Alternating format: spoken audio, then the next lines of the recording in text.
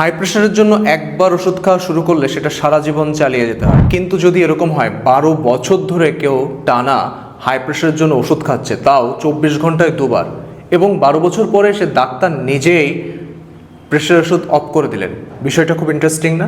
শুধু high pressure না, অনেক কাহিনী আমরা শুনবো আমাদের মাসুদ ভাইয়ের কাছ থেকে। মীর মাসুদুর রহমান, আমি পেশায় একজন ব্যাংকার। 2 বছর হচ্ছে আমি আপনার এভারগ্রিন ইউনিভার্সিটি করছি। প্রথম দিনে আসার পরে মনে হলো আমি কোথায় আসলাম, মনে হচ্ছিল এটা সম্ভবই না কোনোভাবে। হ্যাঁ, শ্যামা দিদি সাপোর্ট অনেক বেশি পাইছি আমি। আমার এর মধ্যে ব্যাক পেন ছিল, হাঁটুতে পেন ছিল। প্রথম কয়েকদিন আপনাদের উৎসাহের জন্যে আসছি পরে, কারণ প্রথম দিনের পরে তো কয়েকদিন খুব পেন থাকে, তখন মনে হচ্ছিল যে আমাকে দিয়ে হবে না।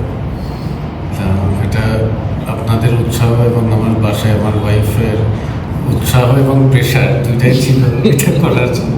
এটাকে আসলে প্রেশার বলা ঠিক না, আপনারাও বুঝতে পারছেন। ভাবির মোটিভেশনেই ভাইয়া ক্লাসগুলো কন্টিনিউ করেছেন। তো আমাদের পক্ষ থেকে ভাবির জন্য স্পেশাল থ্যাঙ্কস। কন্টিনিউ করার পরে দেখা গেল যে ফিটনেস অনেক, আমার 51 ইয়ার্স এবং আমি অনেক বেশি ফিট এখন, এবং এটাই যোগার জন্য, আর কোনো কারণ নেই।